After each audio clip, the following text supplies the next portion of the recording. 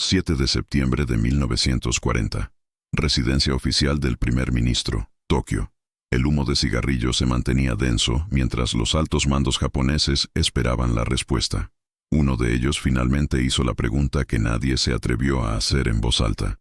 Si luchamos contra Estados Unidos, ¿tenemos alguna oportunidad?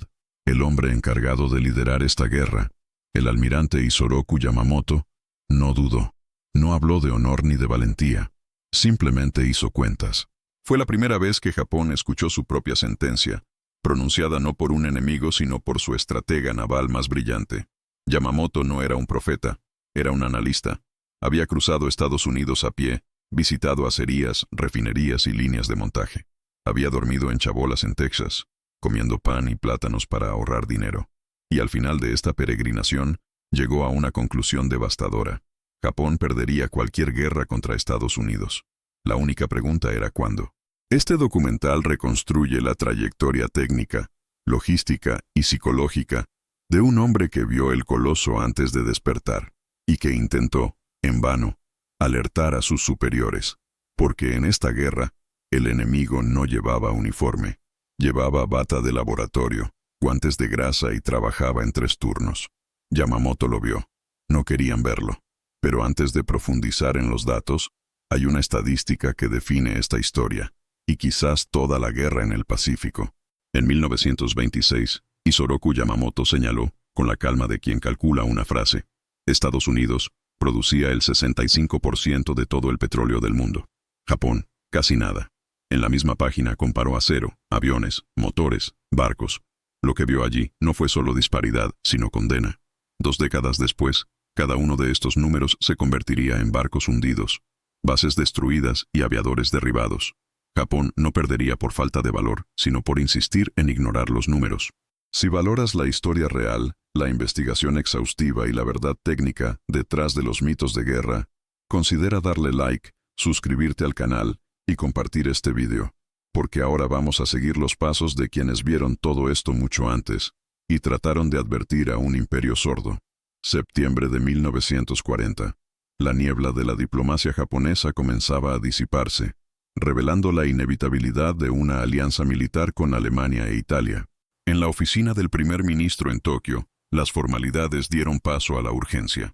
El príncipe Fumimaro Konoe, presionado por generales del ejército y la creciente influencia de los ultranacionalistas, planteó la pregunta que definiría el destino de Japón.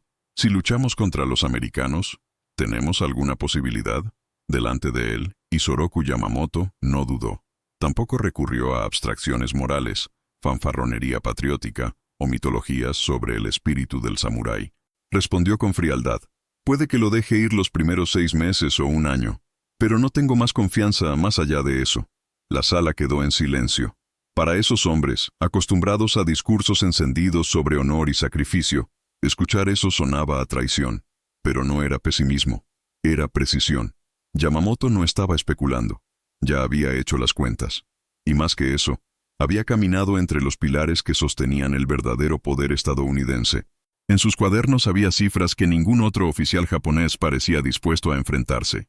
Sabía que la industria estadounidense no solo era más grande, era exponencialmente más adaptable, tecnológicamente superior y logísticamente insuperable. Mientras Japón debatía planes para expandirse hacia Asia basándose en la valentía y el destino imperial, Yamamoto comparaba los tonelados de acero, kilómetros de ferrocarriles, la profundidad de los puertos y la productividad horaria de los trabajadores formados en la cadena de montaje. El resultado fue inequívoco. Lo que sus colegas llamaban fatalismo era en realidad un diagnóstico quirúrgico. Estados Unidos, en 1940, producía 47 millones de toneladas de acero al año. Japón, menos de 6. La diferencia no era solo numérica, era funcional. Mientras que la producción japonesa era fragmentada, artesanal y orientada a acorazados con un tiempo medio de construcción de más de 2 años, la industria estadounidense ya estaba preparada para una rápida modificación de las líneas. Las fábricas que fabricaban automóviles en septiembre podrían estar produciendo tanques en noviembre. Esta capacidad de convertir era el arma secreta de los estadounidenses, y Yamamoto lo sabía porque lo había presenciado de cerca. Pero en la alta esfera japonesa, La guerra seguía entendiéndose como una sucesión de gestos heroicos, y no como una ecuación entre tonelaje y combustible. El ejército imperial impulsaba una ofensiva hacia el sur, dirigiéndose a las Indias Orientales y sus recursos naturales. La marina se mostró reacia, pero cedió. El pacto tripartito era inevitable, y la idea de enfrentarse a Estados Unidos se trataba como un riesgo calculado, no como una condena. Solo Yamamoto parecía entender que ese cálculo era erróneo desde la primera línea de la ecuación. Aún así, su influencia era limitada. Como comandante de la Marina, tenía prestigio, pero no un poder decisivo sobre el gobierno. Su postura le aislaba. Sus advertencias sonaban disonantes en medio del coro de euforia nacionalista. En círculos internos, ya empezaba a ser llamado derrotista. Algunos vieron su paso por Estados Unidos como un signo de contaminación ideológica. No confiaban en un hombre que prefería el café al té. Leía revistas tecnológicas americanas y fumaba cigarrillos Lucky Strike. La ironía, sin embargo, era amarga. El único oficial japonés que realmente había estudiado al enemigo era el que menos influencia tenía en el curso de la guerra. Una estadística que Yamamoto señaló en sus informes internos lo decía todo. En 1939, Estados Unidos fabricó 4,3 millones de automóviles. Japón, 23,000. No tanques, ni jeeps, sino coches civiles. Esto indicaba dos cosas: el consumo interno masivo y la dominación absoluta de la producción mecanizada. El mismo sistema que ponía millones de coches en circulación podría, si fuera necesario, suministrar a los ejércitos vehículos militares a una escala nunca antes vista. Si esta comparación te sorprendió, escribe en los comentarios. La logística gana, porque para Yamamoto, la guerra ya estaba decidida, y solo intentaba retrasar la sentencia. La respuesta que dio al primer ministro fue más que una sentencia. Fue un intento de última hora de detener la marcha hacia el abismo. Sabía que si estallaba la guerra, tendría que comandar la flota, aunque sabía que nunca sería suficiente. No era un soñador, era un creador de probabilidades. Y en ese momento, supe que la única margen de maniobra de Japón era el impacto psicológico. Un ataque inicial que conmocionara a Washington, que causara dudas, que ganaría tiempo. Tiempo que podría haber permitido a Japón consolidar conquistas, negociar con ventaja, o al menos, prepararse para lo inevitable. Pero esto seguía siendo teoría. Lo que le preocupaba no era la derrota en sí, era la ilusión de que la victoria era posible. El verdadero peligro, en opinión de Yamamoto, era el fanatismo. Era una fe ciega en el espíritu nacional como sustituto de recursos que simplemente no existían. Fue la negativa a ver que la guerra moderna se gana con la capacidad industrial, no con el misticismo militar. En el fondo, sabía que Japón no perdería por la fuerza estadounidense. Perdería por su propia negativa a hacer las cuentas. La frase pronunciada en aquella reunión en Tokio marcaría para siempre la línea que separa la lucidez del delirio. Yamamoto prometió una ventaja de 6 meses. Después de eso, no garantizaría nada más. No estaba haciendo ninguna predicción.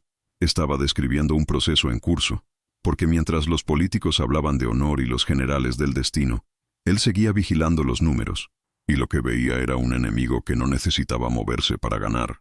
Fue suficiente para esperar. En la siguiente parte, entenderemos cómo este razonamiento no nació de una opinión, sino de un viaje que comenzó en 1919, cuando un joven oficial japonés desembarcó en Harvard con 2 espadas a la espalda y se marchó de allí cargando sobre sus hombros el presagio de una guerra que no podía ganarse. Isoroku Yamamoto nació en 1884, en el pequeño pueblo de Nagaoka, prefectura de Niigata, uno de los más pobres de Japón. Era el 6º hijo de una familia samurái empobrecida, mantenido por el modesto salario de un maestro. El nombre que recibió al nacer ya era una ironía estadística. Isoroku significa literalmente 56, la edad de su padre cuando llegó al mundo. Creció en un Japón que aún estaba asimilando las reformas Meiji, intentando equilibrar la tradición feudal y la modernización forzada. Mientras otros niños aprendían historias sobre honor y gloria, Yamamoto creció entre arrozales, leyendo libros de matemáticas y escuchando el crepitar de locomotoras de vapor que atravesaban el campo. El hambre era física, pero también intelectual. Quería entender cómo funcionaba el mundo. Más que eso, quería entender cómo el mundo estaba ganando. Su primer contacto directo con la guerra llegó temprano. En 1904, siendo un joven oficial de la Marina Imperial, emprendió la guerra ruso-japonesa. Durante la batalla de Tsushima, su barco participó en la masacre de la flota rusa en el estrecho entre Corea y Japón. Fue allí donde perdió 2 dedos de la mano izquierda, alcanzados por metralla durante un bombardeo. La cicatriz le acompañaría el resto de su vida, no solo en la piel, sino en su espíritu, porque, a diferencia de la mayoría de sus colegas, que vieron en Tsushima la confirmación de la invencibilidad japonesa, Yamamoto vio otra cosa: el colapso ruso. Sabía que Japón no ganó por el genio de sus almirantes, ganó porque Rusia era decadente, mal comandada, mal abastecida y tecnológicamente inferior. Fue la primera vez que entendió que el coraje y el patriotismo son solo factores, no garantías. Ese evento fue el punto de inflexión silencioso. En lugar de reforzar mitos, encendió en Yamamoto una obsesión racional. Comenzó a estudiar en profundidad el concepto de poder real. Quería entender no solo cómo se ganan las batallas, sino cómo se sostiene una guerra prolongada. Empezó a darse cuenta de que detrás de cada victoria había una cadena de suministro, una fundición, un ferrocarril, un depósito de combustible, que la gloria del campo de batalla dependía, ante todo, de la capacidad de producción y transporte. Ese valor por sí solo era un factor inútil en ausencia de munición, repuestos o comida. Esta incipiente realización le pondría en curso de colisión con la cultura militar japonesa, una cultura que aún adoraba los símbolos del pasado y rechazaba los datos del presente. En los años siguientes, Yamamoto se lanzó obsesionada a los estudios técnicos. Eligió disciplinas como la navegación, la artillería naval y la estrategia. Pero, a diferencia de sus compañeros, no se conformaba con los manuales doctrinales. Leía estadísticas de producción mundial, seguía informes económicos y estudiaba en profundidad la relación entre energía y poder militar. Empezó a destacar no solo como oficial, sino como pensador fuera del eje tradicional. Mientras muchos colegas invertían en prestigio social y conexiones aristocráticas, Yamamoto siguió un camino más solitario, el de la lógica. Era respetado, pero no necesariamente admirado. La élite militar japonesa desconfiaba de quienes cuestionaban dogmas, aún más con alguien procedente del campo, sin un apellido influyente, con 2 dedos menos y con ideas que desafiaban el orgullo nacional. Pero Yamamoto no buscó aplausos, buscaba claridad, y fue esta claridad la que le llevó, más tarde, a aceptar una misión poco prestigiosa: estudiar en el extranjero. Sabía que entender al enemigo no era un gesto de traición, era una cuestión de supervivencia. Y para eso, necesitaba verlo de cerca.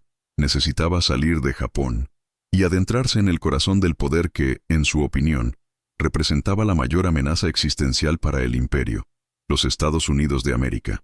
En Japón, en la década de 1910, Estados Unidos seguía siendo visto con ambivalencia. Por un lado, como modelo técnico y símbolo de la modernidad. Por otro, como amenaza cultural, moral y militar. La doctrina oficial japonesa seguía basándose en el honor, el sacrificio y las luchas decisivas, un código de combate que ignoraba la dimensión logística de la guerra. Yamamoto ya veía señales de que esa mentalidad era suicida, y era consciente de que, si la guerra con Estados Unidos era inevitable, Japón tendría que pensar como ellos, o ser aplastado por ellos. Su pobre origen le hizo ver el mundo de forma pragmática. Sabía lo que era la escasez, y por eso reconoció el valor del excedente.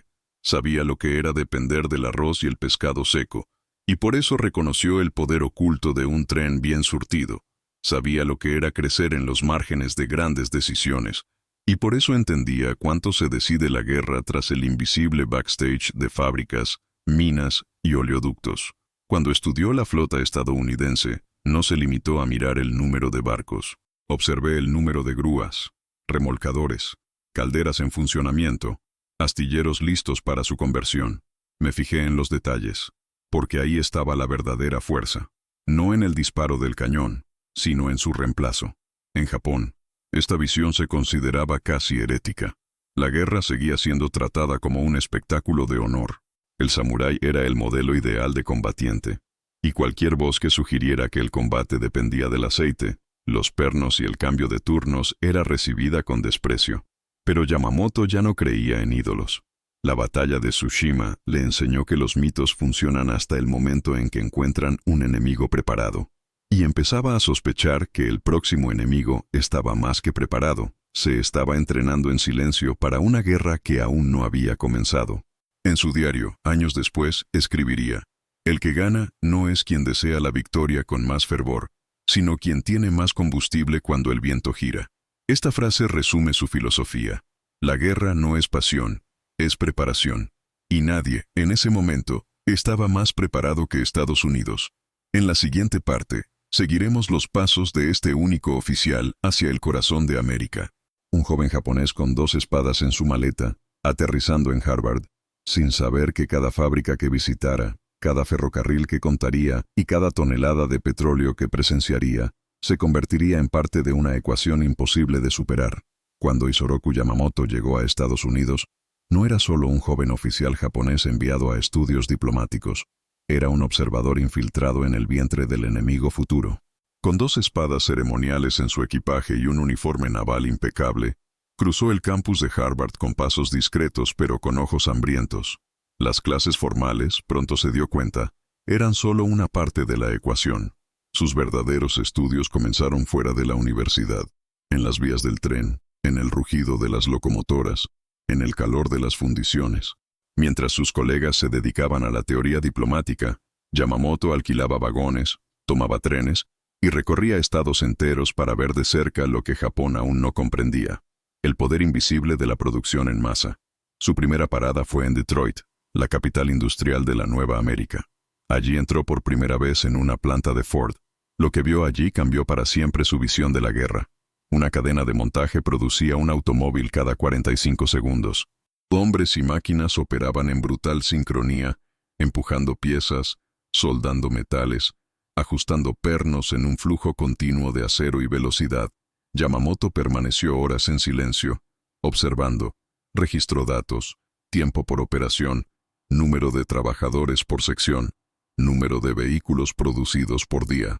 Comparó todo con Japón, y se dio cuenta de que ni siquiera en sueños su nación podría alcanzar ese ritmo. Más tarde escribiría: «No es una fábrica, es un organismo en movimiento».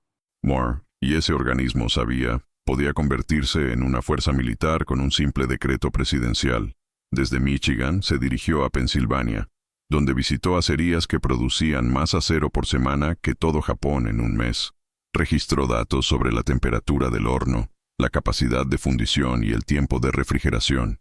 Estudió el flujo ferroviario que transportaba el carbón directamente desde las minas hasta los altos hornos. En cada lugar, no solo veía estructuras, veía respuestas. Respuestas que ningún almirante japonés buscaba.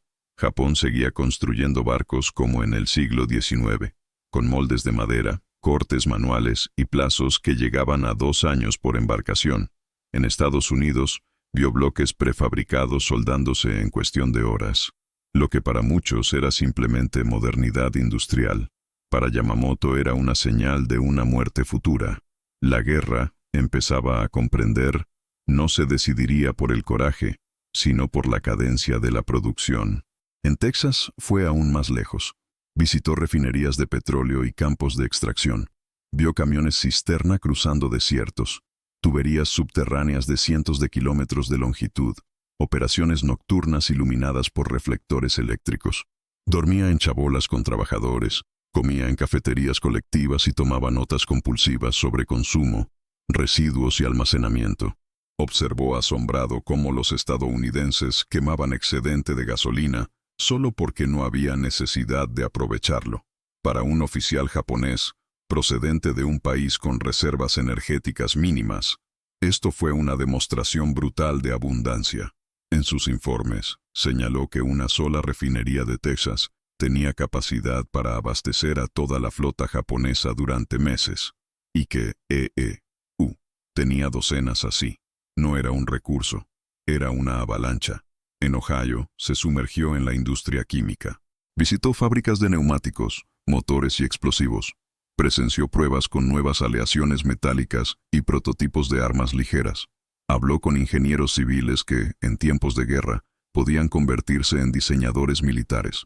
Estudió universidades técnicas que formaban a miles de ingenieros al año, mientras que Japón seguía dependiendo de oficiales que acumulaban puestos. Veía la diferencia entre improvisación y especialización, entre fervor y proceso. Ese viaje no fue diplomático, fue clínico. Diagnosticó fríamente al enemigo más poderoso que enfrentaría su generación, y con cada ciudad, cada línea de montaje, cada centímetro de cinta transportadora, su convicción crecía. Si algún día Japón entraba en guerra con Estados Unidos, estaría condenado desde el primer día. Pero lo más aterrador no eran los números, sino la cultura. El estadounidense medio, se dio cuenta, tenía su propio coche, una radio en casa, luz eléctrica fiable, y podía comprar carne envasada en mercados abastecidos por cadenas logísticas impensables para los estándares japoneses. La población vivía en una rueda de consumo que, si volvía a la guerra, se convertiría en una máquina de suministro a gran escala. Más que potencia de fuego, había energía de reemplazo, y quien domine al reemplazo, domina el campo de batalla. Yamamoto regresaba de cada viaje cargando mapas, informes y cuadernos llenos de notas. Pero lo más importante que conservaba en su memoria, la certeza de que se enfrentaba a un enemigo al que no necesitaba superar con talento. Era suficiente para ganar con volumen.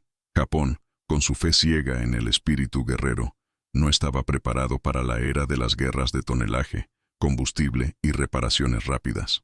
Y con cada tren que veía cruzando las llanuras del interior americano, transportando carbón, acero o locomotoras, no veía un medio de transporte, sino un proyectil atrasado, en camino a un futuro inevitable. Mientras los políticos en Tokio discutían el futuro de Asia basándose en mapas coloridos y discursos apasionados, Yamamoto veía el otro lado. El futuro se forjaba en acero, grasa y estadísticas. Entendía que la guerra ya no era un duelo de tácticas, era un duelo de sistemas. Y en este duelo, Japón ni siquiera estaba en la misma categoría. En la siguiente parte, entraremos en la mente de este estratega y veremos lo que vio en su visita a una de las instalaciones más simbólicas de América, la planta de Highland Park de Ford, donde la cadena de montaje producía más que coches. Produjo el colapso silencioso de todos los imperios que insistieron en ignorarlo. En la primavera de 1920, Isoroku Yamamoto cruzó las puertas de la planta de Ford en Highland Park, Michigan. No era una visita de protocolo, era un reconocimiento silencioso del nuevo campo de batalla.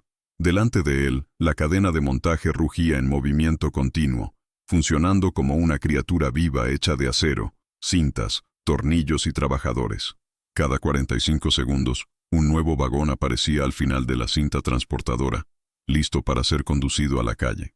Yamamoto no solo veía coches, veía volumen, ritmo y estandarización, y entendía, con una claridad aterradora, que el mismo sistema que producía vehículos civiles en tiempo récord podía, con ajustes mínimos, producir tanques, camiones militares, motores de avión, piezas de artillería. El secreto no era la máquina, era la mentalidad.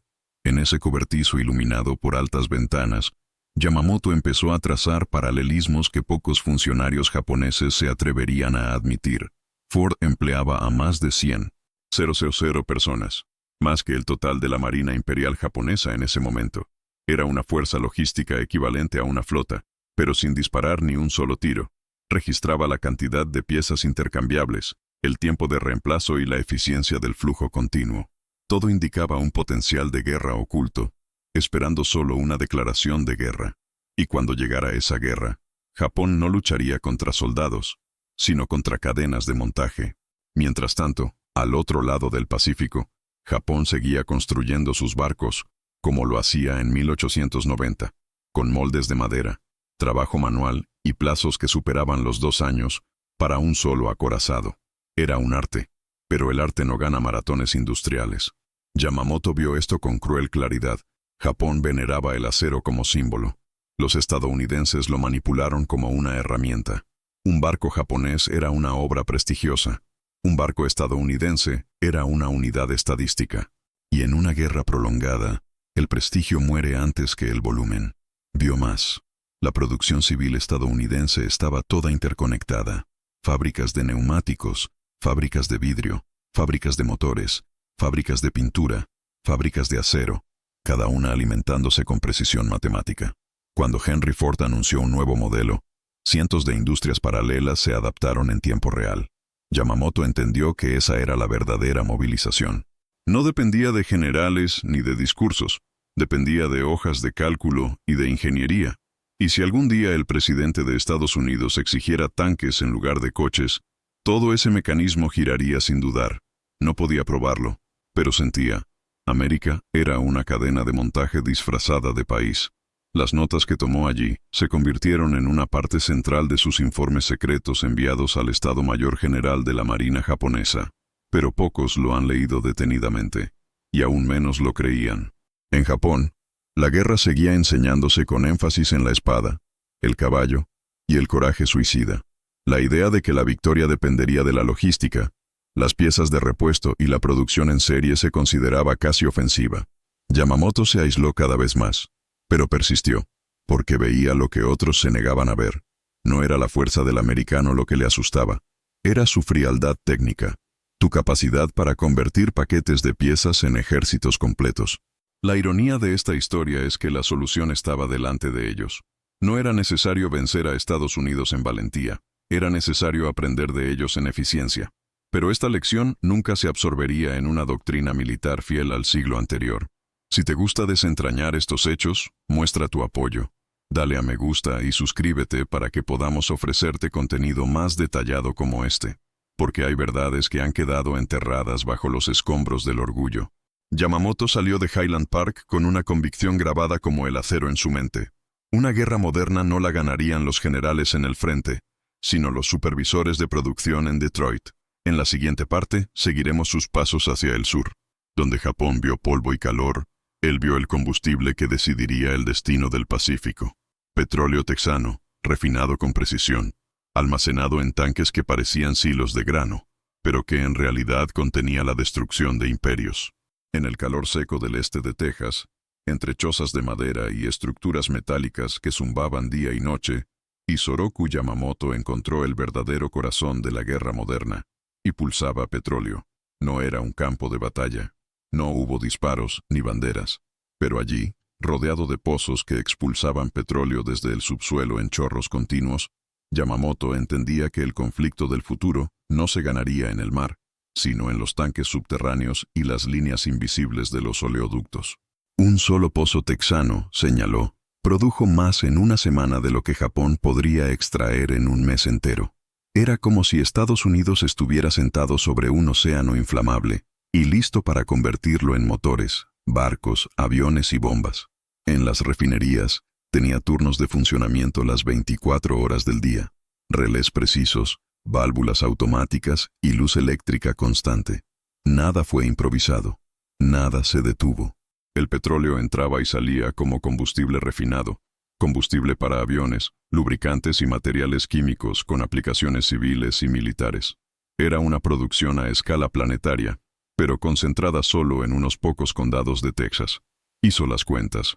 Teniendo en cuenta las reservas, la capacidad de refinación y la distribución ferroviaria, Estados Unidos podría sostener 2 conflictos simultáneos en hemisferios opuestos. Podían abastecer a su armada, su fuerza aérea, su ejército e incluso exportar a aliados. Japón, en cambio, no tenía reservas. Dependía de importar casi el 90% de su combustible por barco. Y cualquier bloqueo naval, cualquier interrupción de las rutas, sellaría la parálisis de sus fuerzas armadas.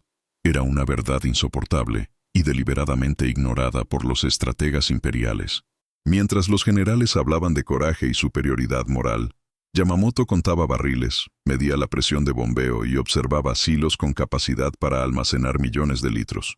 Allí, no solo vio aceite, vio el final.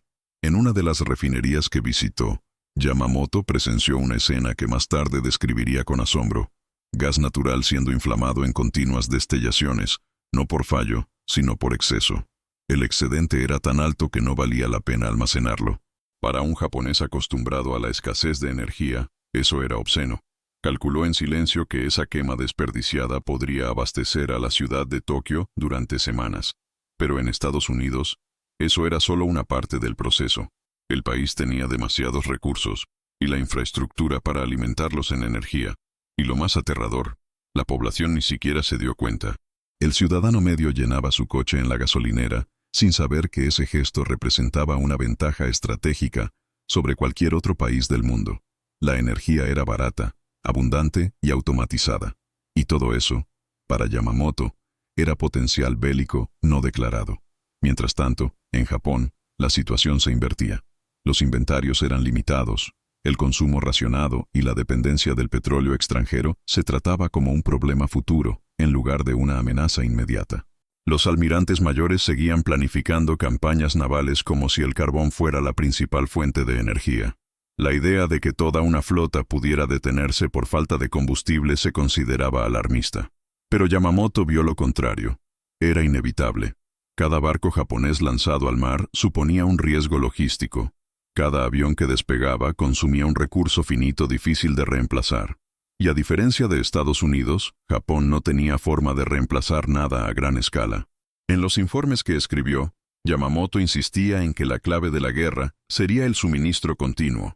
Sugirió que Japón construyera reservas, desarrollara oleoductos internos, invirtiera en refinerías y ampliara el control sobre fuentes externas de petróleo, especialmente en las Indias Orientales neerlandesas.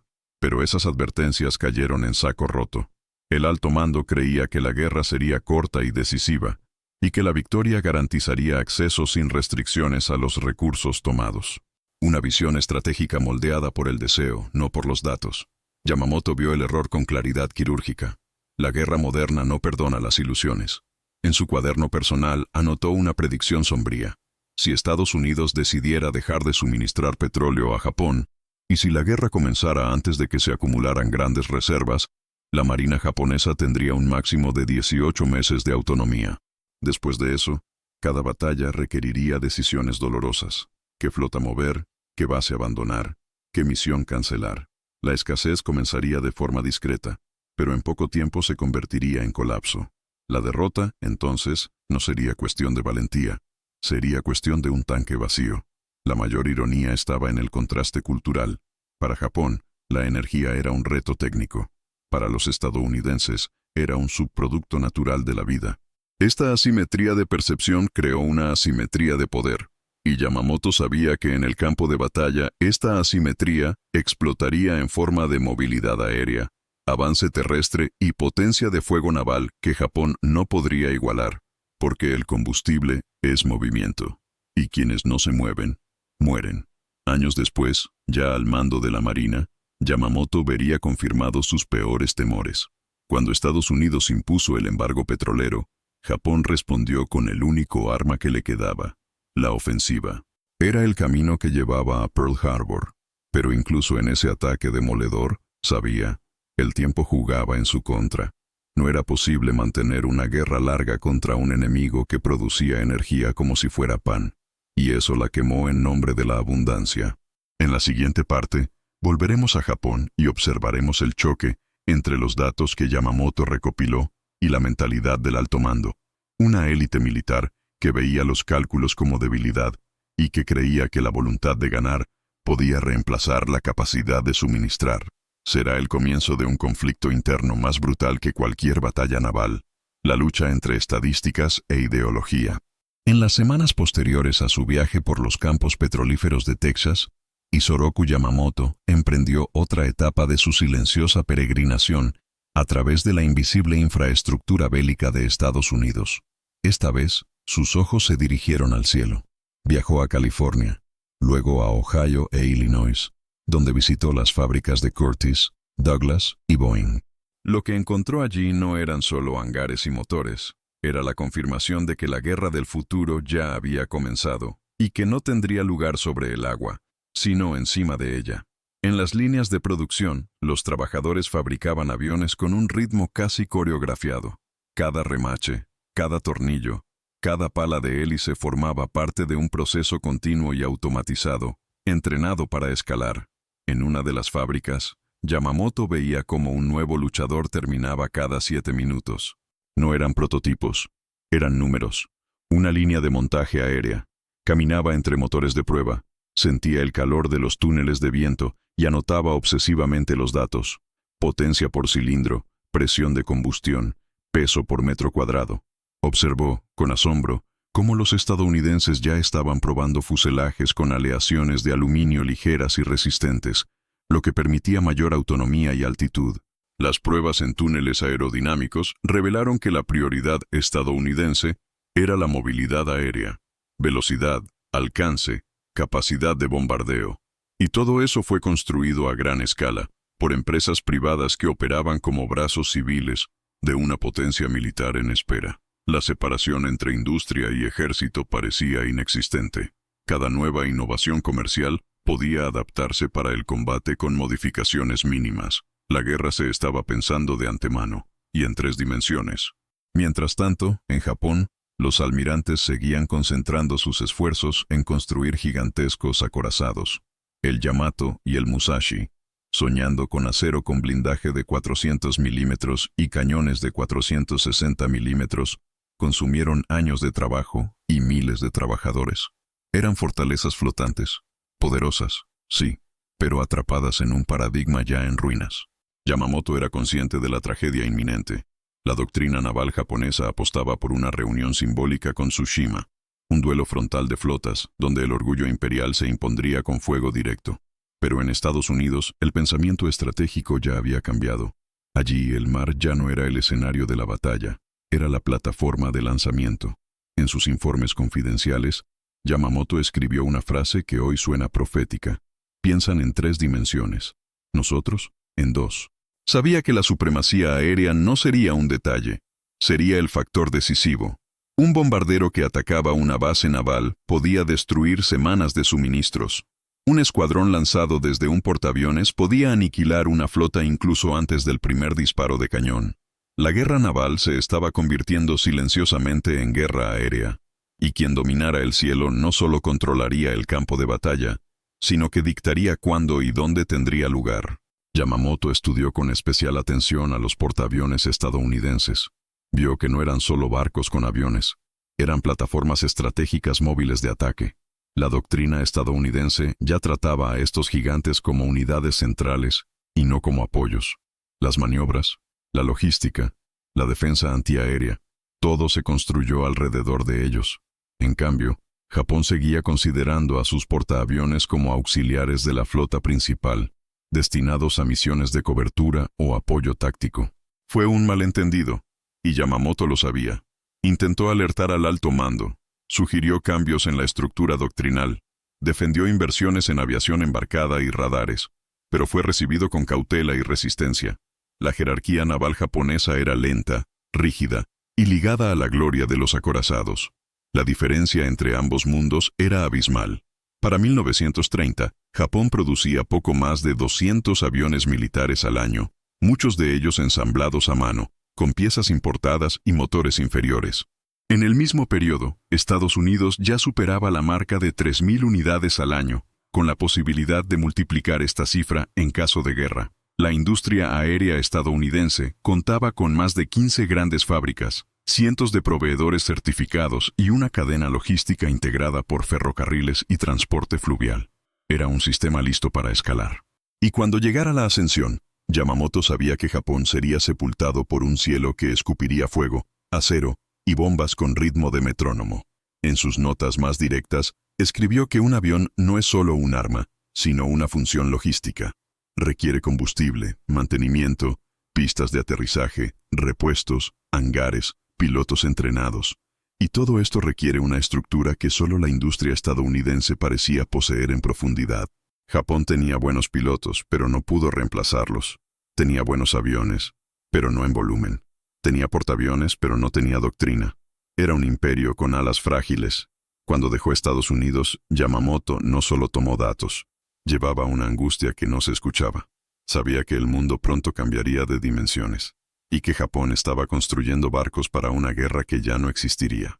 La modernidad ya había cambiado el eje del combate, y el imperio seguía elaborando estrategias como si viviera en 1905.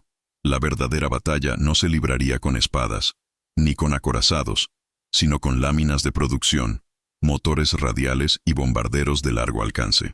En la siguiente parte, veremos cómo las advertencias de Yamamoto empezaron a irritar a sus superiores y cómo sus opiniones fueron tratadas como derrotismo. incluso cuando un informe interno de inteligencia alemán reveló algo impactante. Incluso antes de la guerra, Berlín sospechaba que la maquinaria industrial estadounidense era invencible en una guerra prolongada, pero como en Japón, preferían ignorarlo. En las frías noches en Washington, lejos de fábricas, túneles de viento y pozos petrolíferos, Isoroku Yamamoto encontró otro campo de batalla, silencioso, forrado de toallas verdes, iluminado por lámparas de esquina. Era la sala de póker de la embajada japonesa. Allí, entre vasos de whisky, cigarrillos encendidos y patatas fritas de colores, funcionarios estadounidenses y diplomáticos extranjeros se sentaban a la mesa para jugar. Pero Yamamoto no solo jugaba a las cartas. Estaba tocando un estudio. Observaba los gestos, escuchaba los silencios, medía el tiempo entre la apuesta y el farol. El juego, para él, era una metáfora estratégica, y lo que aprendió allí sería tan valioso como cualquier dato industrial. Los estadounidenses, señaló, asumían riesgos de forma natural, jugaban manos perdedoras sin dudar, apostando aún más incluso con cartas normales, no porque fueran imprudentes, sino porque tenían reservas. Podrían perder, tenían fichas de sobra. Para ellos, el póker era un maratón, no la ruleta. Yamamoto, en cambio, sabía lo que era jugar con el miedo. Japón, según él entendía bien, entraría en cualquier guerra futura con fichas prestadas, sin su propio petróleo, con producción limitada y rodeado de enemigos. Cualquier apuesta equivocada costaría toda la guerra. Y peor aún, el alto mando japonés no entendía el juego. Veía la guerra como un duelo de honor, no como un cálculo de riesgo. La guerra para Estados Unidos fue un tablero de ajedrez a largo plazo. Para Japón, un movimiento puntual. Todo o nada. La diferencia de mentalidad era un abismo que Yamamoto intentaba explicar, pero pocos podían oír. La mayor lección no fue el faroleo, sino la paciencia. Los americanos sabían cómo retirarse, sabían cómo esperar la ronda adecuada, y cuando apostaban todo, era porque podían permitirse la pérdida. La cultura estratégica reflejaba esta misma lógica. La industria estadounidense podría pasar por alto una línea de montaje y corregirla la semana siguiente. La Marina podía perder un barco y reemplazarlo en cuestión de meses. La Fuerza Aérea podría perder un escuadrón y entrenar a dos. No era arrogancia, era un exceso de estructura. Japón, en cambio, operaba como un actor con un solo gran chip, Pearl Harbor. Si lo hacía bien, ganaría tiempo. Si fallaba, no habría segunda jugada. En sus cuadernos privados, Yamamoto escribió con una claridad inquietante: ellos tienen el estrado. Nosotros, fichas prestadas. Era una forma elegante de decir que, incluso con valentía, no se puede ganar contra quienes imprimen dinero. Y de eso trataba la guerra moderna. Economía de esfuerzo, no solo heroísmo. En cada ronda del juego militar, Estados Unidos podía apostar más, reemplazar más y arriesgarse más. Porque sabían que, incluso cuando perdieran, tendrían suficiente combustible, comida, acero, motores y soldados para seguir adelante. Japón, en cambio, lucharía con lo que tuviera. Y cuando terminara, terminaría. Esta diferencia estructural era evidente en los números. En 1941, la producción anual de aviones militares estadounidenses superaba las 19.000 unidades. La de Japón apenas superaba los 5.000. En tanques, los estadounidenses producían más de 80.000 durante la guerra. Japón poco más de 2.000. En camiones, quizá los datos más subestimados de la guerra, Estados Unidos fabricó más de 2,3 millones de unidades. Japón, menos de 150.000. Lo que los alemanes llamaban Blitzkrieg, los americanos llamaban logística. Y esa estadística lo dice todo. Por cada camión japonés, tenía 15. Es en este punto cuando la narrativa se detiene, porque algunos números hablan por sí mismos. Si te sorprendió esta diferencia de escala, comenta abajo con la frase, la logística gana. Estos datos explican más que cualquier teoría militar. Yamamoto lo sabía mucho antes de los primeros disparos, y cada partida de póker solo reforzaba su diagnóstico. El oponente no solo era fuerte, era resistente. Tuve tiempo libre, había un margen, y en un juego de desgaste, esto fue fatal. Japón podría ganar batallas aisladas, pero no ganaría una guerra por poderes, porque el enemigo jugaba con más cartas, más fichas y más tiempo. Esta claridad hizo que Yamamoto se aislara cada vez más dentro de su propia marina. Sus advertencias se consideraban derrotismo. Su obsesión por la producción, las reservas y los cálculos fue calificada de frialdad excesiva. Algunos almirantes decían, en voz baja, que había americanizado demasiado el pensamiento. Otros le acusaron de minar la confianza de las tropas, pero Yamamoto no estaba movido por el pesimismo. Le impulsaban las matemáticas. Sabía que el valor es una variable, pero la logística es una constante. En la siguiente parte, seguiremos la creciente tensión dentro del alto mando japonés, mientras Yamamoto comienza a defender una estrategia radical. Atacar primero, rápido, e intentar forzar un acuerdo antes de que la industria estadounidense despierte plenamente. Una idea desesperada, pero técnicamente coherente, porque sabía lo que sus colegas se negaban a admitir. En unos meses, EEU convertiría fábricas de coches en fábricas de aviones, y estas fábricas no dormían. Cuando desembarcó de nuevo en territorio japonés, Yamamoto no trajo recuerdos de América, trajo advertencias.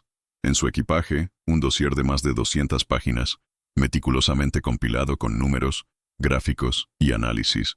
No era un informe cualquiera, era un mapa estadístico de la derrota.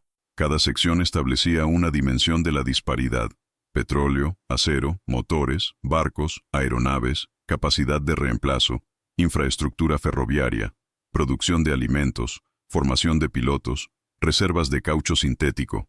En cada uno, Estados Unidos superó a Japón por múltiples insuperables: 10 veces más acero, 20 veces más aceite, 50 veces más capacidad de producción que los vehículos a motor.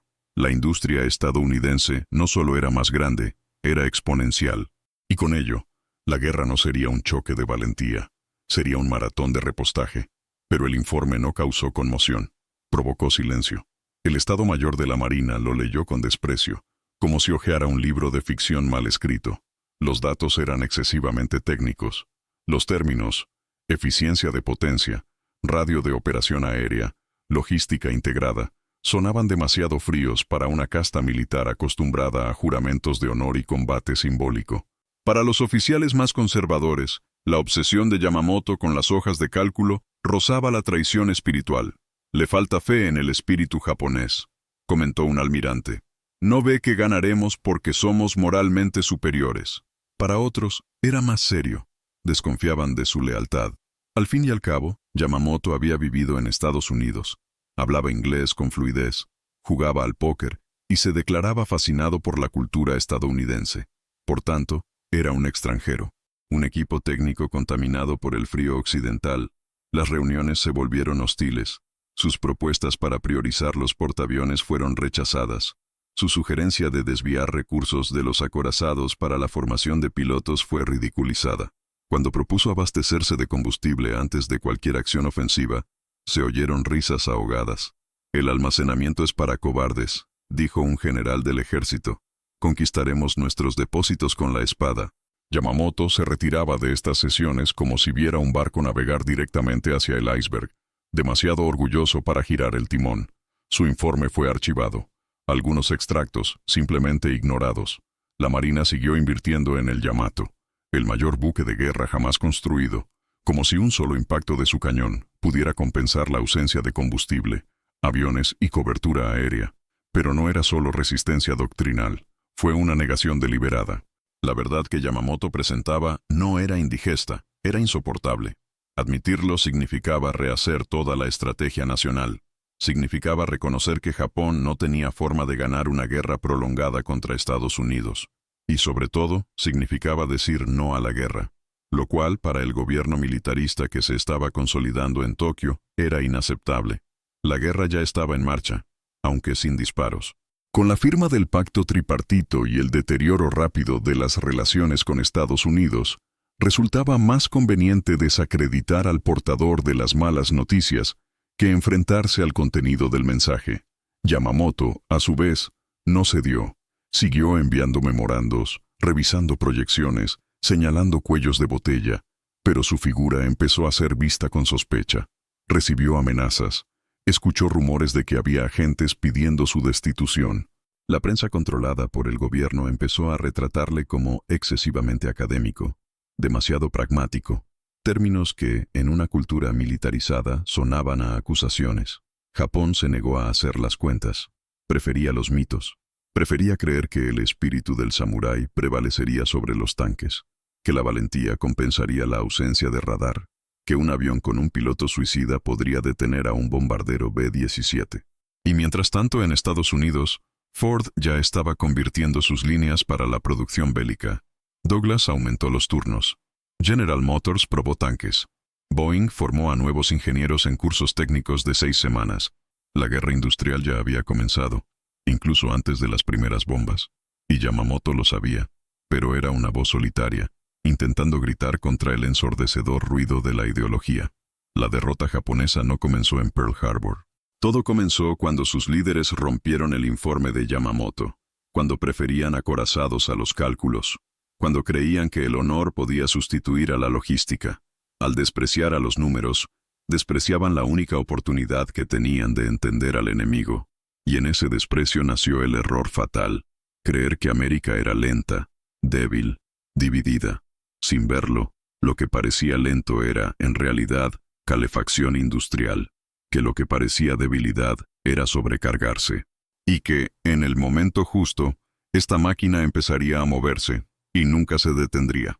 En la siguiente parte, cruzaremos el océano hacia Alemania, donde un informe confidencial de la Abwehr, el servicio de inteligencia militar alemán, revelaría algo inquietante. En 1938, los analistas alemanes ya sabían que, en caso de una guerra prolongada, la industria estadounidense sería imparable. Y aún así, siguieron adelante, apostando todo, como Japón. Fue el mismo error, la misma negación, la misma frase.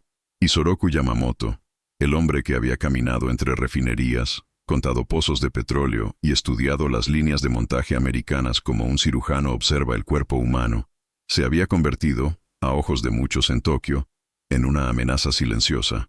Su lucidez le molestaba.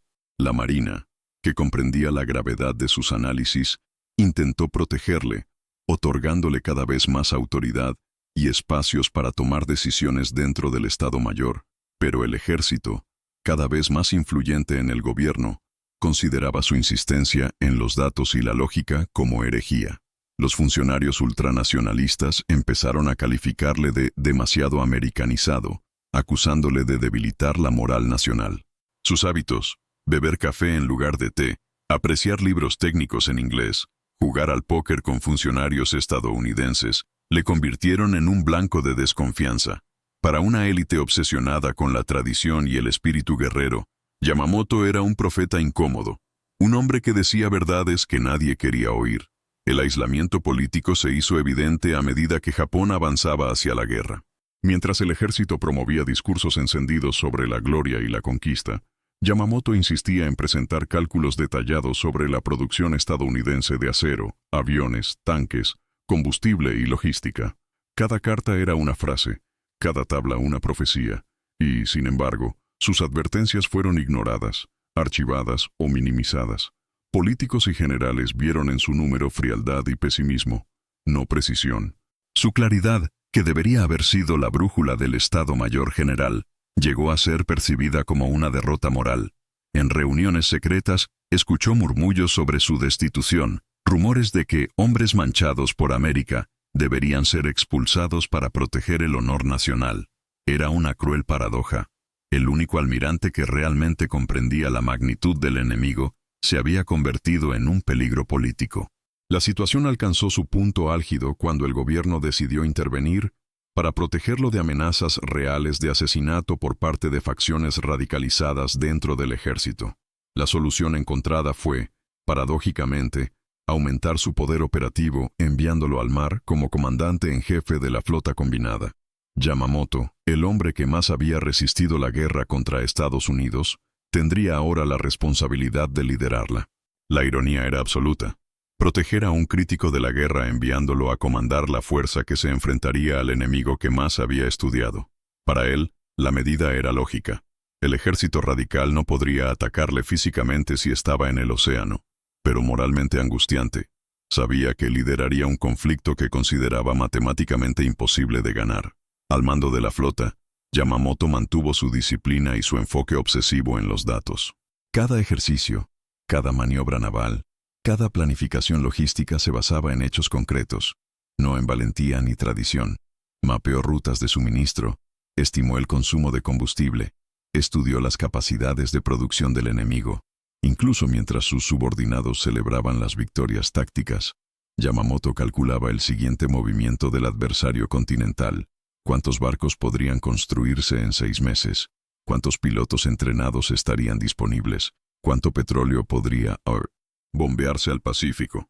Sabía que la victoria inicial sería efímera y que la derrota inevitable se acercaba en línea recta, impulsada por la maquinaria industrial estadounidense que había estudiado décadas antes.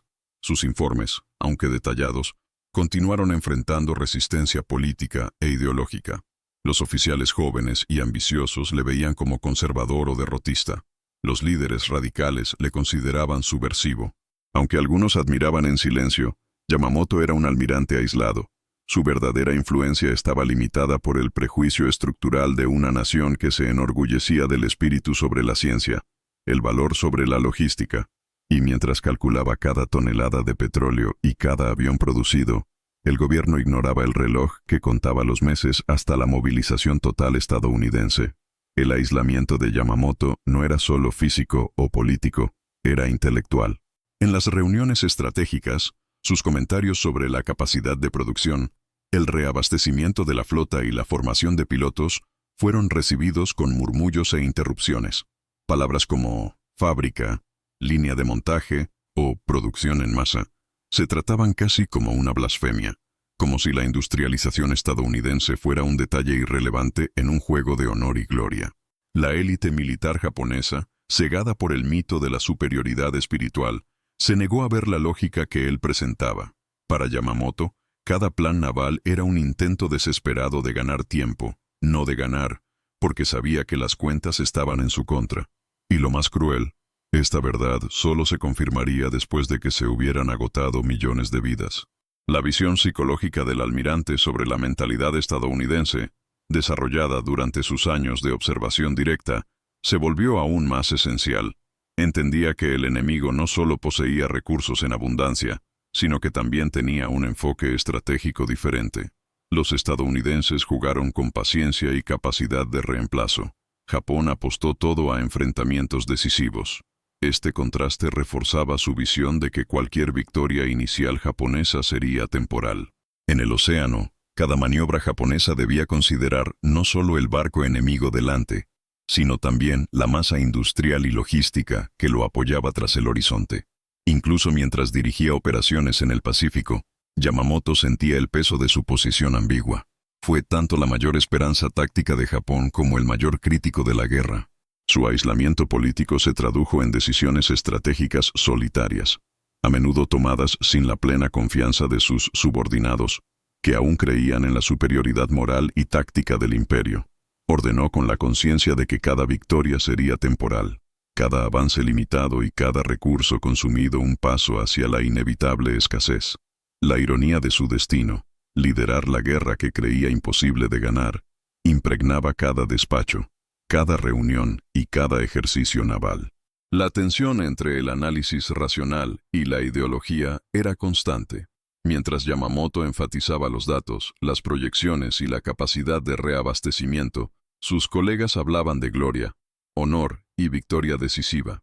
Esta disonancia mental en el alto mando creó un ambiente de frustración constante para el almirante. Sabía que su función ahora era mitigar el desastre inminente, posponer el colapso y preservar las fuerzas, no lograr triunfos permanentes. Cada plan de ataque, cada maniobra defensiva, era un esfuerzo por equilibrar la valentía con el cálculo. La guerra ya estaba condenada sobre el papel, pero aún era posible retrasar lo inevitable. El aislamiento de Yamamoto no solo refleja su tragedia personal, sino que también revela una característica más amplia del Japón militarizado: la incapacidad para afrontar los hechos cuando contradicen la ideología. La derrota no se debió a falta de talento o coraje. Comenzó cuando se ignoraron la razón y los números. Las matemáticas de la producción estadounidense, las reservas de petróleo, las capacidades de formación de pilotos, el ritmo de reemplazo de barcos.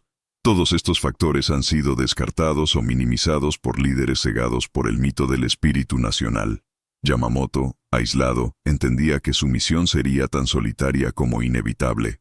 En la siguiente parte, analizaremos el punto álgido de esta ironía histórica: la planificación del ataque a Pearl Harbor por el hombre que sabía que la guerra contra Estados Unidos era matemáticamente imposible. La tensión entre su lucidez técnica y su euforia nacional marcará el momento en que el coraje y la audacia japoneses choquen con la realidad industrial estadounidense, revelando el desastre predeterminado que tanto temía Yamamoto. En 1941, con el Pacífico como escenario y una conciencia pesada ante lo inevitable, Isoroku Yamamoto comenzó a planear lo que se conocería como el ataque a Pearl Harbor. Cada detalle de la operación reflejaba no solo la competencia táctica, sino también la silenciosa aceptación de una derrota que ningún cálculo podía cambiar por completo. Yamamoto sabía que Estados Unidos poseía la capacidad industrial para sostener una guerra prolongada, que la producción de barcos, aviones y tanques podría superar fácilmente cualquier daño causado por una ofensiva inicial. No imaginaba la victoria final. Ese no era su trabajo. Su objetivo era distinto: crear un impacto psicológico lo suficientemente devastador como para retrasar la respuesta estadounidense, desestabilizar temporalmente el sentido estratégico y quizás ganar tiempo para negociaciones que pudieran mitigar el desastre inevitable. Cada avión lanzado, cada bombardero seleccionado, cada ruta de ataque trazada, todo se planificó con una precisión casi obsesiva, medido para causar el máximo daño en poco tiempo, sin exagerar los riesgos de pérdidas humanas innecesarias, sabiendo que cada piloto japonés perdido no podía ser reemplazado rápidamente. Yamamoto calculó no solo el efecto militar, sino también la reacción cultural y política estadounidense. Previó el shock inicial, el horror, la indignación pública y, sobre todo, la movilización que seguiría. Pearl Harbor no fue un intento de derrotar a la flota estadounidense. Era un experimento estratégico: medir hasta dónde Japón podía posponer lo inevitable. Dibujó mapas, rutas de vuelo y coordinación entre portaaviones con el rigor de alguien que estudiaba la logística de producción que tanto admiraba en Estados Unidos, sabiendo que esa logística era infinitamente superior a la japonesa. El objetivo no era abrumar la capacidad industrial estadounidense, sino maximizar el efecto a corto plazo, utilizando el factor sorpresa como única ventaja real. Yamamoto creía que el impacto táctico podría ser inmenso, pero también entendía que no destruir los astilleros, depósitos de combustible y portaaviones dejaría a Estados Unidos con los medios para recuperarse rápidamente. Cada decisión reflejaba resignación. Planificó la acción más audaz posible en un contexto en el que la victoria estratégica ya estaba fuera de su alcance. Incluso al instruir a pilotos y comandantes, su narrativa era clara y sobria. Ganar la guerra no sería posible. Reducir el alcance de la derrota era el objetivo. La operación se convirtió así en un ejercicio de contención psicológica y manipulación estratégica de la percepción enemiga. Yamamoto entendía que el valor de su marina podía infligir daños temporales, pero no alterar la trayectoria histórica. El gigante industrial estadounidense despertaría y avanzaría con toda su fuerza. Y este cálculo no era mero pesimismo. Era una proyección basada en años de estudio, cifras y observaciones directas, desde los campos petrolíferos de Texas hasta las líneas de montaje de Detroit y los hangares de Cleveland. Cada pozo de petróleo, cada motor producido en masa, cada avión ensamblado en una línea de producción confirmaba, de forma silenciosa e inexorable, que la victoria japonesa sería efímera. El plan de Pearl Harbor, entonces, es una obra de genialidad técnica y moralmente paradójica. Atacar para ganar tiempo, causar impacto, pero siempre consciente de que la larga guerra ya estaba perdida. El genio de Yamamoto no reside en la audacia ciega, sino en su resignación lúcida, en su capacidad para anticipar la magnitud del poder enemigo y diseñar la máxima acción dentro de las limitaciones de un imperio condenado. Por tanto, el ataque no sería un triunfo, sino un intervalo estratégico, un intento de posponer la inevitable movilización estadounidense. Y a medida que el plan se cristalizaba, Yamamoto escribió cartas y registros personales, detallando sus predicciones sobre la respuesta estadounidense. No subestimó ni el patriotismo ni la resiliencia. Sabía que cualquier victoria inicial sería solo el primer paso en una guerra de producción, donde el adversario dependía de fábricas, trabajadores y recursos ilimitados. Y mientras se preparaba Pearl Harbor, el almirante reflexionaba sobre la ironía de su situación. Comandar la flota que atacaría a un enemigo que sabía que era imposible de derrotar, confiando no en la suerte, sino en el frío cálculo de las matemáticas industriales y la psicología estratégica que tanto había estudiado en sus años en Harvard y en sus viajes por Estados Unidos. En la siguiente parte, veremos cómo se materializarían estas predicciones en las semanas posteriores al ataque, cuando las fuerzas japonesas cruzaron el Pacífico y la maquinaria estadounidense comenzó a responder, confirmando con una precisión inquietante cada cálculo de Yamamoto. El amanecer del 8 de diciembre de 1941 encontró Pearl Harbor en ruinas. Barcos hundidos, hangares en llamas, aviones destruidos. El ataque japonés había alcanzado todos los objetivos tácticos planeados por Yamamoto con una precisión casi quirúrgica. En las calles de Tokio, las multitudes celebraban, coreando vítores por el emperador y el éxito de la operación. Para muchos, parecía el comienzo de una gloria sin límites. Pero Isoroku Yamamoto, a bordo del Nagato y más tarde en su cuartel general en el Pacífico, permaneció en silencio. No celebró. Sus ojos recorrían mapas e informes con la misma frialdad con la que había aplicado en sus años estudiando la industria americana. Sabía que la verdadera batalla ni siquiera había comenzado todavía. El éxito en Pearl Harbor, aunque devastador, no destruyó los astilleros, los depósitos de combustible, ni la capacidad de producción estadounidense que había observado de cerca décadas antes. Cada barco hundido podría ser reemplazado. Cada bomba lanzada sobre aviones solo supondría un retraso temporal. Anotó en sus diarios: prefiero que evalúes después de ver qué hará el enemigo en respuesta. La ironía era cruel. El ataque que acapararía titulares de Japón en todo el mundo, que consolidaría su imagen de potencia audaz, fue para Yamamoto la confirmación de su predicción más oscura. Mientras la nación japonesa celebraba, el almirante comprendió la magnitud de lo que acababa de provocar. Pearl Harbor no fue una victoria definitiva, fue una llamada de atención para un gigante dormido. Yamamoto recordaba los cálculos que había hecho en Detroit, Cleveland y Houston, las observaciones de las líneas de montaje y refinerías. Cada cifra, cada tasa de producción, cada eficiencia industrial estaba a punto de aplicarse en respuesta. Sabía que la capacidad estadounidense para reponer las pérdidas superaba en decenas de veces cualquier esfuerzo japonés. Y para demostrarlo, bastaba con mirar los números que tanto le alarmaban. En 1941, Estados Unidos tenía capacidad para lanzar más de 3.000 aviones al año, mientras que Japón apenas podía superar los 500. En tanques, los estadounidenses produjeron 15 veces más que los japoneses, y en camiones militares la proporción alcanzó 20-1. Si estos números te sorprenden, deja un comentario con una palabra corta que resuma tu reacción. Increíble.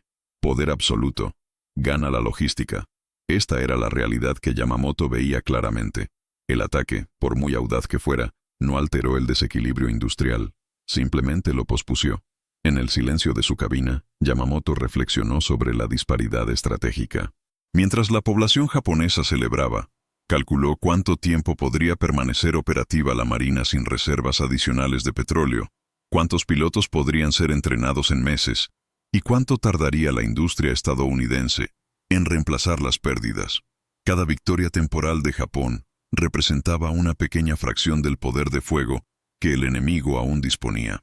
Lo que fue un triunfo para el público fue solo el primer paso en una guerra que estaba condenada a una derrota japonesa a largo plazo desde el principio. Pearl Harbor fue un acto de audacia, pero también de desesperación consciente, planeado por un estratega que sabía que estaba retrasando, no evitando, la calamidad. Yamamoto también evaluó la dimensión psicológica. Sabía que el impacto inicial en Estados Unidos provocaría indignación y movilización inmediatas. El país, que hasta entonces había permanecido parcialmente neutral, ahora estaría completamente despierto. La industria, el comercio, la ciencia, todo se movilizaría para transformar la ira en capacidad productiva. Cada bomba lanzada sobre Pearl Harbor servirá solo como catalizador para la maquinaria estadounidense. Entendía que el enemigo no solo tenía recursos, sino también resiliencia institucional y cultural. Una población capaz de soportar pérdidas y un gobierno capaz de convertir la indignación en productividad. Yamamoto, que conocía bien a Estados Unidos, Sabía que cada acción japonesa solo fortalecía la determinación estadounidense. El ataque, por tanto, fue una victoria ilusoria, celebrada a corto plazo, pero destinada a crear consecuencias estratégicas desastrosas. Además, Yamamoto reflexionó sobre el riesgo estratégico de no haber atacado a los portaaviones, que permanecieron fuera de la base durante el ataque. Sabía que la preservación de estas unidades cruciales permitiría a la Marina de los EEU mantener su capacidad de proyección de poder en el Pacífico. Los daños materiales, aunque visibles y llamativos, no habían llegado a los centros de la producción bélica estadounidense, y él ya lo había previsto. El efecto psicológico, aunque momentáneo, sería insuficiente para impedir la respuesta industrial que estaba a punto de manifestarse a una escala colosal. Cada informe de inteligencia recibido confirmaba su análisis. Los estadounidenses tenían las fábricas, el petróleo, la mano de obra y la logística para reconstruir rápidamente y superar lo que Japón había destruido. Mientras tanto, en Japón, la percepción pública era diametralmente opuesta. La gente celebró lo que creía que era una muestra de supremacía militar, y los líderes políticos aprovecharon la euforia para consolidar el apoyo a la guerra. Pero Yamamoto mantuvo la serenidad de alguien que conoce las matemáticas detrás del mito. Sabía que la verdadera batalla no era la que podía ver en los periódicos ni en las noticias de la radio. La verdadera guerra estaba en los números, en la capacidad de reemplazar las pérdidas, en la velocidad de la producción industrial. Pearl Harbor, con todo su impacto, no cambió estos factores. Solo el grito despertó al gigante, y ese gigante, una vez despertado, no se dejaría contener por el valor o la audacia, sino por su propio poder industrial. Al registrar sus impresiones, Yamamoto escribió con una frialdad casi clínica: todo barco hundido puede ser reemplazado. Cada avión destruido será producido en masa. Cada piloto perdido será reciclado. El efecto táctico es temporal. El efecto estratégico es limitado. Entendía que la narrativa popular de victoria, gloria y supremacía no correspondía a la realidad de la guerra moderna. La euforia japonesa fue el preludio del despertar industrial americano, y ese despertar estaba a punto de convertir todas las predicciones que había hecho décadas antes en realidad tangible, con precisión matemática. En la siguiente parte, seguiremos la escalada estadounidense tras Pearl Harbor, cuando las fábricas de Detroit, Cleveland y Seattle comienzan a operar a un ritmo de guerra total, produciendo barcos, aviones y tanques en números que superan todas las expectativas japonesas. Yamamoto había predicho estos tipos décadas antes, pero ahora veremos una confirmación a escala histórica. El gigante ha despertado, y la profecía de 6 meses de ventaja japonesa está llegando a su fin con una precisión aterradora. Meses después del ataque a Pearl Harbor, lo que parecía una victoria japonesa rotunda comenzó a revelarse como una ilusión táctica rodeada de una inevitabilidad estratégica.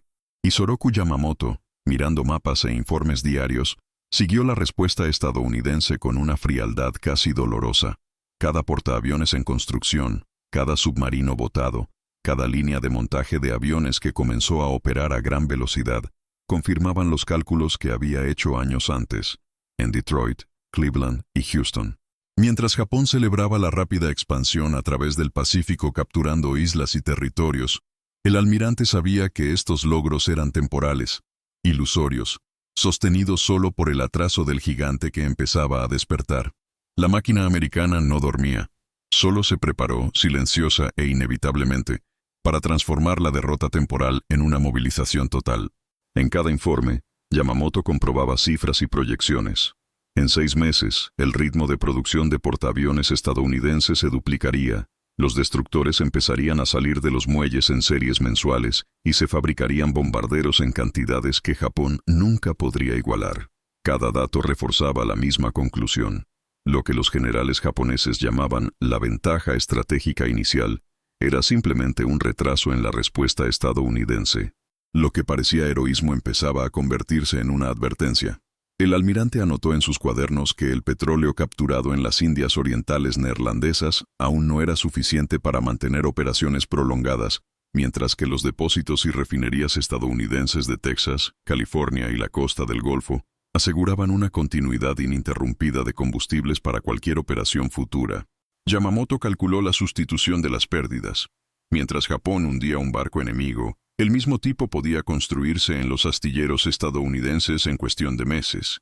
Mientras cientos de aviones japoneses atacaban Pearl Harbor, miles eran fabricados y probados en fábricas que funcionaban las 24 horas del día, alimentados por líneas de montaje en serie, formación de ingenieros y equipos logísticos que él había observado décadas antes. La precisión y la escala de estos números eran abrumadoras. Por cada victoria japonesa, la respuesta estadounidense podía ser varias veces mayor, rápida y continua. La ironía de que su profecía se cumpliera era casi cruel. El imperio japonés avanzó con valentía, audacia y espíritu, mientras el gigante dormido, ya despierto, construía una marea de acero, motores y combustible que no podía detenerse. Los informes mostraban que la producción de portaaviones, destructores, submarinos, camiones, tanques y aviones crecía exponencialmente, cada aumento mensual transformando el equilibrio de poder con una regularidad casi matemática. Yamamoto lo registró. La balanza empezó a inclinarse, lenta pero seguramente, a favor del oponente. La expansión japonesa a través del Pacífico, que parecía la consagración de un imperio en ascenso, era solo la preparación del escenario para un enfrentamiento que las matemáticas ya habían decidido. Cada victoria local japonesa ya no podía ocultar el desequilibrio fundamental de recursos, capacidad industrial y logística. Y mientras la población japonesa y el mando militar celebraban, el almirante seguía el progreso estadounidense con la conciencia de alguien que ya había visto el futuro desplegarse. La producción de acero, aviones, barcos y combustible crecía mes tras mes, como una marea inevitable, transformando lo que para Japón parecía poder temporal en una impotencia crónica. A medida que el tren americano aceleraba, cada línea de producción, cada refinería, cada puerto automatizado confirmaba su predicción. Los 6 meses de ventaja prometidos por la audacia japonesa llegaban a su fin. En la siguiente parte, veremos cómo estas estadísticas y proyecciones culminarían en la preparación estadounidense para la batalla de Midway, cuando la profecía de Yamamoto se cumpliría de forma devastadora, demostrando que las matemáticas de la guerra siempre prevalecen sobre el valor individual y que el gigante despertado estaba a punto de actuar con toda su fuerza. El 4 de junio de 1942, el Pacífico se convirtió en escenario de un punto de inflexión histórico que ningún general japonés había anticipado con precisión, salvo un hombre, Isoroku Yamamoto. Exactamente 6 meses después del ataque a Pearl Harbor, la flota japonesa avanzaba hacia la isla de Midway con confianza, confiando en inteligencia imperfecta y en su propia creencia de que la iniciativa estratégica seguía en sus manos. Pero Yamamoto, que había estudiado todas las líneas de montaje, refinerías y depósitos de combustible estadounidenses, sabía que las matemáticas ya no estaban a favor de Japón. Los portaaviones estadounidenses, que habían escapado de Pearl Harbor, esperaban escondidos, listos para asestar un golpe devastador. Cuando los japoneses finalmente encontraron resistencia, la emboscada se volvió inevitable. 4 portaaviones japoneses, Akagi, Kaga, Soryu y Hiryu, fueron hundidos en un solo día, llevándose consigo pilotos experimentados, aviones valiosos y la mayor parte de la capacidad ofensiva de la Marina Imperial. Cada derrota, para Yamamoto, era predecible. Ya había documentado en sus cuadernos las limitaciones de reemplazar barcos y pilotos, la insuficiencia de combustible y la superioridad de la producción estadounidense. La euforia que se apoderó de los pasillos de Tokio era incongruente con la realidad de los hechos. Pero para el almirante, cada número registrado se cumplía con una precisión aterradora. La batalla de Midway no solo destruyó físicamente la flota japonesa, erosionó moralmente la confianza de una nación que creía en su invencibilidad. Yamamoto recibió los informes sin sorpresa, y la frialdad de quienes observan las predicciones volviéndose inevitable. Sabía que la derrota no era resultado de mala suerte, sino de lógica aplicada. Recursos limitados frente a una potencia industrial en ascenso, cálculo contra valentía, números contra espíritu.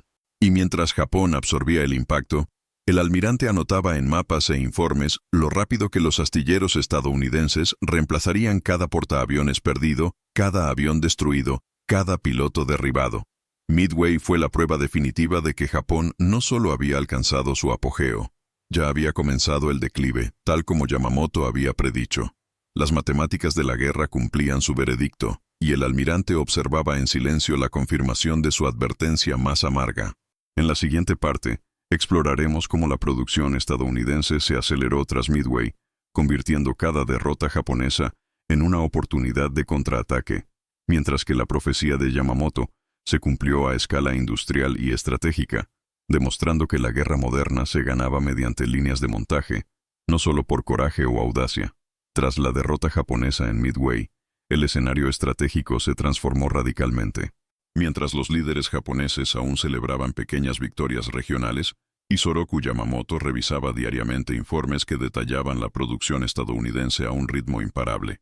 Cada fila de cada mesa era una frase: un portaaviones estadounidense lanzado cada mes, bombarderos B-24 producidos cada hora, barcos mercantes construidos a razón de uno al día, tanques y camiones militares saliendo de las líneas de montaje que funcionaban las 24 horas del día, alimentados por refinerías de petróleo que nunca cesaban, y municiones producidas en cantidades que superaban toda la capacidad de almacenamiento japonesa.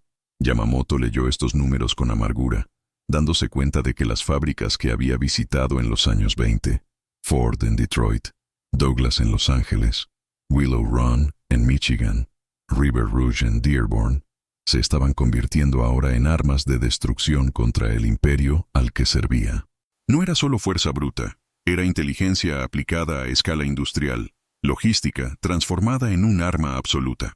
Cada camioneta producida en Estados Unidos significaba mayor autonomía y flexibilidad.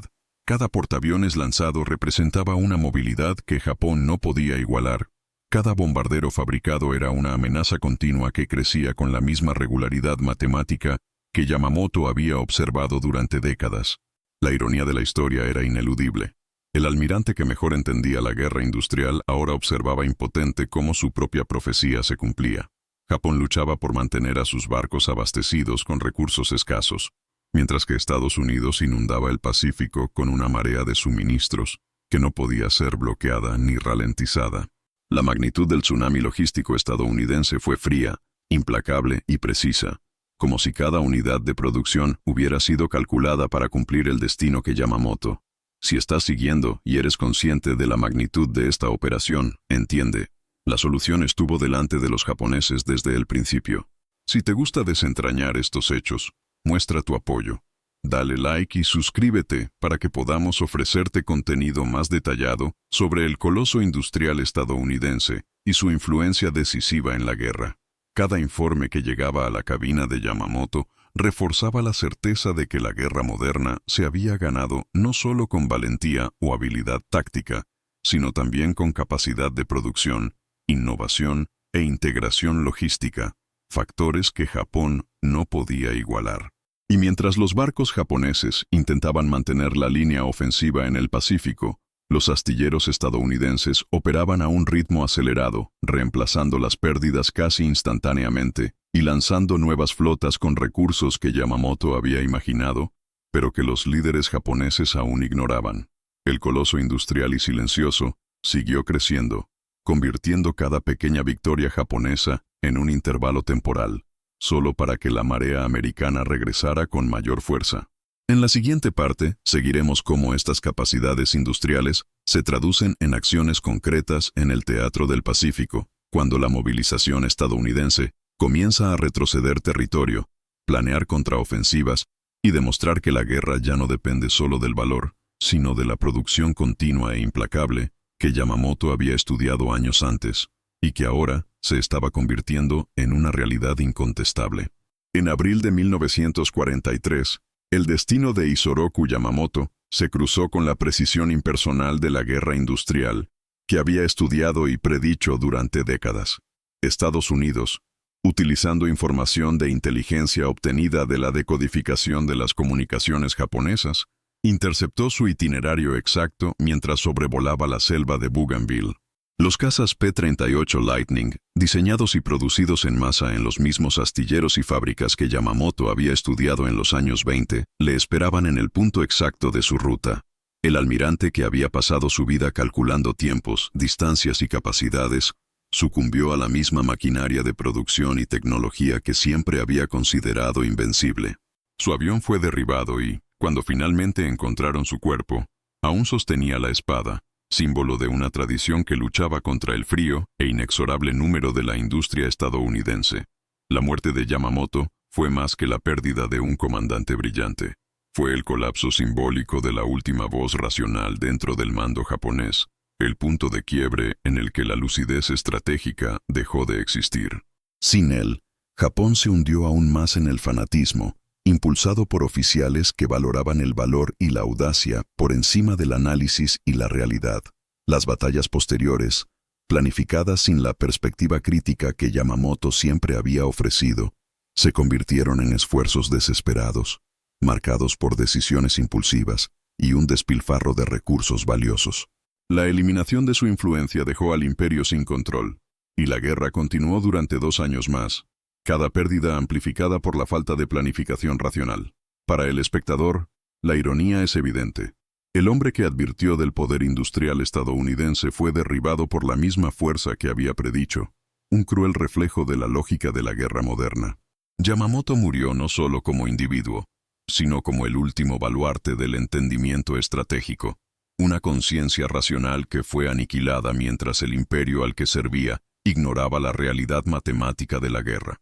Y a medida que los mapas japoneses se volvían cada vez más desesperados, las fábricas estadounidenses continuaron operando, multiplicando barcos, aviones, tanques y munición con una precisión aterradora, demostrando que la supremacía industrial no solo sustentaba la guerra, sino que moldeaba el destino de naciones enteras.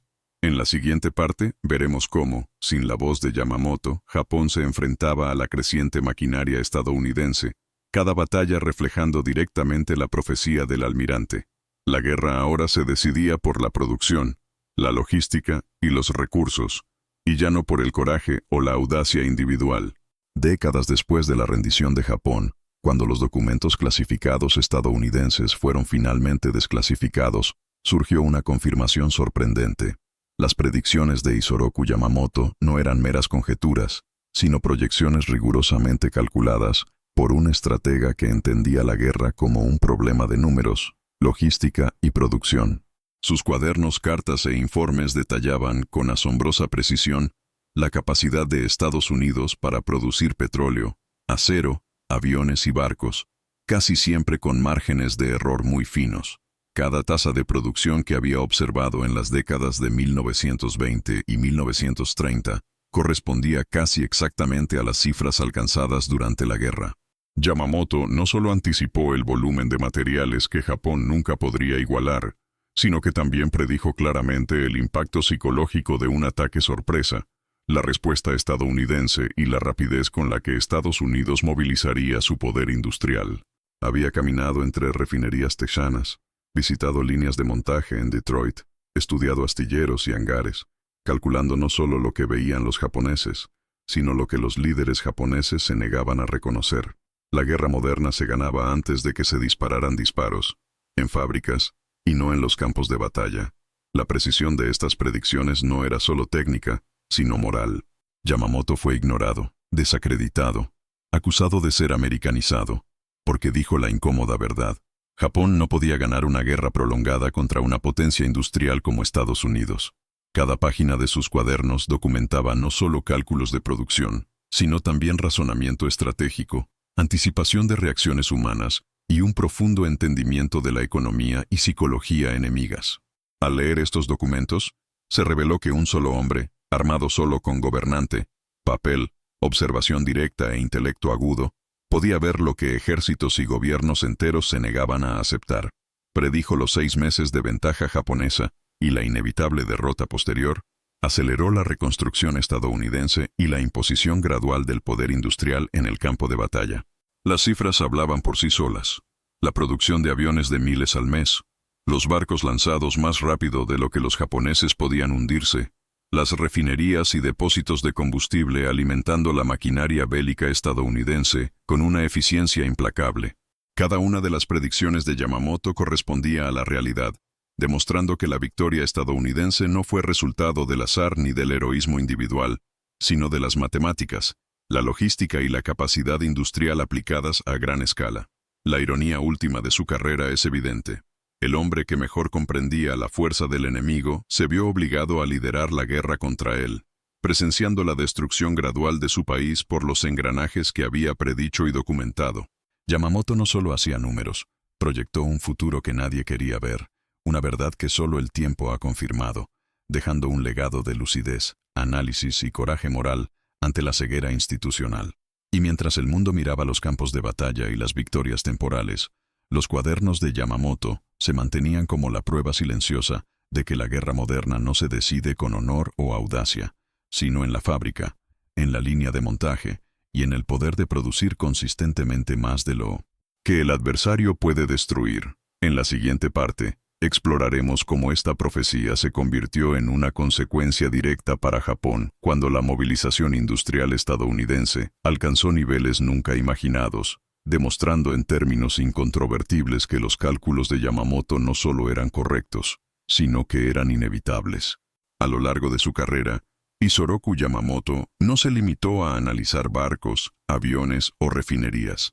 Estudió la naturaleza humana frente a la guerra y la toma de decisiones estratégicas. Sus cuadernos, además de detallar las tasas de producción y las capacidades industriales, eran un manifiesto sobre los peligros de la arrogancia que ignora los hechos, la fe ciega que desprecia la razón y el espíritu que se considera suficiente ante sistemas complejos que nunca pueden subestimarse. Yamamoto observó, durante décadas, cómo gobiernos y ejércitos preferían creer en ilusiones patrióticas en lugar de enfrentarse a verdades incómodas. Vio a los líderes japoneses apostar la vida de millones en estrategias basadas en el valor, mientras ignoraban datos, cifras y tendencias que ya anunciaban la derrota. La advertencia que dio en 1940, 6 meses de victoria temporal y derrota inevitable, no es solo historia militar, sino una metáfora universal. ¿Cuántas veces, en diferentes tiempos y contextos, sociedades enteras se han negado a escuchar la voz de la razón, ignorado señales claras de vulnerabilidad y pagado con destrucción y sufrimiento? El ejemplo de Yamamoto sirve como un espejo contemporáneo. Como en la guerra, la política, la economía o la tecnología, la tendencia a descartar los datos en favor de mitos repetidos puede conducir a la catástrofe. No era solo un almirante japonés. Era la personificación de todas las advertencias ignoradas por la humanidad, de todas las verdades que uno no quiere oír, de todos los cálculos exactos que se desprecian en nombre del orgullo y la tradición. La lección es clara. El conocimiento sin acción es impotente, y el valor sin comprensión puede ser fatal. Cada cuaderno, cada carta, cada observación hecha por Yamamoto es un recordatorio de que la derrota no siempre es causada por el enemigo, sino a menudo por la negativa interna a ver la realidad. Cuando Japón celebró Pearl Harbor, vio complacencia. Cuando la industria estadounidense reaccionó, confirmó su predicción. Y cuando fue derribado en 1943, murió sosteniendo su espada, pero su legado no pudo ser destruido. Esta historia no pertenece solo al pasado. Es una advertencia que atraviesa generaciones, un espejo que revela cómo las decisiones humanas siguen siendo moldeadas por el coraje, el orgullo y la peligrosa tendencia a subestimar la complejidad de sistemas mayores que nosotros. A medida que los imperios surgen y caen, el mensaje de Yamamoto resuena. Un análisis preciso, la observación crítica y la disposición a afrontar hechos incómodos son a menudo la única barrera entre la supervivencia y la destrucción. Y al contemplar el poder de una industria, una economía o una nación, debemos recordar que no se gana solo con valentía o audacia, sino con la comprensión de la escala, la capacidad y la persistencia, factores que Yamamoto vio claramente, pero que tantos otros eligieron ignorar, sellando así su propio destino y el de su país. A medida que avanzaba el siglo XX, esta lección trascendía la guerra. Los líderes que desprecian los datos y las estadísticas siguen repitiendo los errores que Yamamoto observó en primera persona. Y en el siguiente segmento veremos cómo su muerte y sus predicciones precisas no solo moldearon la trayectoria de la Segunda Guerra Mundial, sino que establecieron una referencia eterna sobre la importancia de la visión estratégica, la humildad ante los hechos y el respeto por las leyes implacables de las matemáticas y la logística, que nunca pueden subestimarse. Al final de este viaje, la historia de Isoroku Yamamoto se revela en toda su cruel y poética claridad. Japón, seducido por el espíritu y la audacia, Colapsó no por falta de valor, sino por ignorar las frías e inexorables matemáticas que definen la guerra moderna. La superioridad industrial estadounidense, anticipada con aterradora precisión por un solo hombre, convirtió cada victoria temporal japonesa en una ilusión pasajera, cada avance en territorio conquistado en escena para la implacable movilización del gigante continental. La lección es universal. La guerra no se decide solo por el coraje, la estrategia táctica o el heroísmo. Se decide en fábricas, puertos, líneas de montaje, donde la producción constante supera la valentía aislada, y el volumen y la logística definen la realidad de un conflicto. Como dijo décadas después un general alemán que estudiaba el teatro del Pacífico, fuimos derrotados por camiones, barcos y líneas de producción, no por soldados. Es irónico que Yamamoto viviera, ignorando la conciencia estratégica hasta que la fuerza industrial dejó de ser cuestionada. Si reconoces el valor de estos hechos e investigaciones históricas, disfruta del vídeo y apúntate para apoyar la búsqueda de la verdad. Comenta abajo qué datos te sorprendieron más y activa la campana para no perderte el siguiente hecho histórico devastador. No te vayas todavía. Escucha la próxima historia real que aparecerá en pantalla. Recuerda siempre, la logística determina la estrategia. Mira el próximo vídeo aquí en el canal con otra historia increíble, donde revelaremos cómo la precisión industrial y la inteligencia estratégica siguieron moldeando el destino de imperios en conflictos que nadie podría haber previsto. El recuerdo de Yamamoto permanece. El héroe no siempre es quien lucha, sino a menudo quien intentó, con valentía y lucidez, evitar que la pelea comenzara. Cada refinería, cada línea de montaje y cada cálculo meticuloso es testimonio de que, en la guerra, la realidad económica e industrial habla más alto que cualquier espada o acorazado, y la verdad que vio demasiado pronto sigue siendo una advertencia eterna para quienes aún subestiman el poder de la producción en masa y la logística aplicada. Lluvia primaveral en Texas. Vi cómo el hierro se convertía en perdición. Las matemáticas de la guerra no perdonan, y la memoria de quienes advirtieron debe ser honrada.